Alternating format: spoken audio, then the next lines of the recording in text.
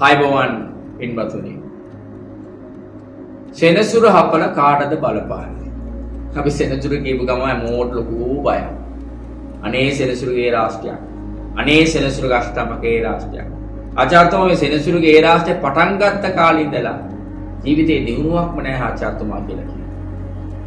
අපි රත්තරන් ජනතාව මතක තියාගන්න මේ සෙනසුරු ඒ රාष्ट्रයක් හෝ අෂ්ටකමේ රාष्ट्रයක් ක්‍රියාත්මක වන ඵලයට හැමෝටම බලපෑම සිදු වෙන්නේ නැහැ මතක තියාගන්න. සමහර වෙලාවට සෙනසුරු ඒ රාष्ट्रෙම ලොකුම දිනුව තියෙනවා. සමහර වෙලාවට මගෙන් අහනවා මට කියනවත් එක්ක අර වීඩියෝටත් එක්ක කියනවා. ආචාර්යතුමා සෙනසුරු ඒ රාष्ट्रයක්ද කිලෝ එකක් කොච්චරද කියලා. එහෙමත් අහන අයත් මම දැකලා තියෙනවා. ඊට හේතුව තමන්ගේ ඒ ග්‍රහ පීඨීම ඊටමත් බලවත්ම තිබෙනවා නම් මේ සෙනසුරු ඒ රාष्ट्र තමන්ට බලපාන්නේ නැහැ. දැන් ඇත්තම කියන මකර ලග්න උදවියට 90%ක් අයට දැඩි ප්‍රශ්නවල මේ සෙනසුරු ඒ රාष्ट्रේ මතුණා. කවදා 2019 4 වෙනි මාසේ ඉඳලා අද වෙනතුන සෙනසුරු ඒ රාष्ट्रය ඉවරයි. නමුත් අද වෙනතුරු 50%කට බලපෑම තියෙනවා. මේ වගේ මේ සමහරු ලග්නවල වලට ඒ වගේම සමහරු දශාහනුව මේ සෙනසුරු ග්‍රහතුම ඉතාමත් දරුණු විදියට ක්‍රියාත්මක වෙනවා. සමහරු ලග්නවල වලට සමහරු දශාවහනුව සෙනසුරු ඒ රාष्ट्र බලපෑම සිදු වෙන්නේ නැහැ. නම් කොහොමද ආචාර්යතුමා මේක දැනගන්නේ? මේ කේන්දරේ පරීක්ෂණය හරහා ඒක දැනගන්න පුළුවන්. සෙනසුරුගේ තවත් පොඩි ටෙක්නික් එකක් තිබෙනවා. මේ සෙනසුරුගේ හරි සෙනසුරු හපල තිබෙනවා.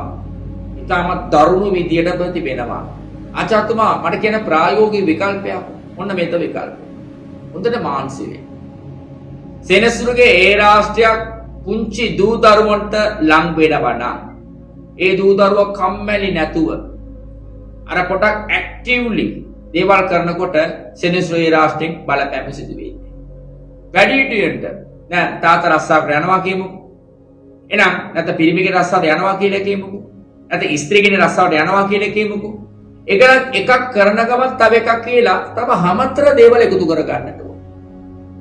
සෙනසුරුගේ වැඩේම ඔළුව හවුල් කරන එක තමයි. එහෙනම් ඔළුවට ඉඩ දෙන්නේ නැති විදියට ස්පේස් එක අඩු කර ගන්නට ඕන.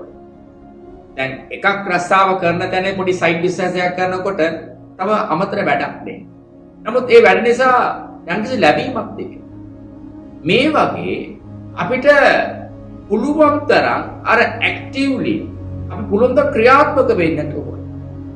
අර කම්මැලි වෙලා, එදට්ට වෙලා, අනේ මට මේ ප්‍රශ්න වුණා, මට මේ ප්‍රශ්න වුණා, ලොස්ට් වුණා, එහෙම කියලා තමයි නිකන් හිටියා කියලා කියන්නේ එකට උඩ තව ප්‍රශ්නවල් වැඩි වෙනවා.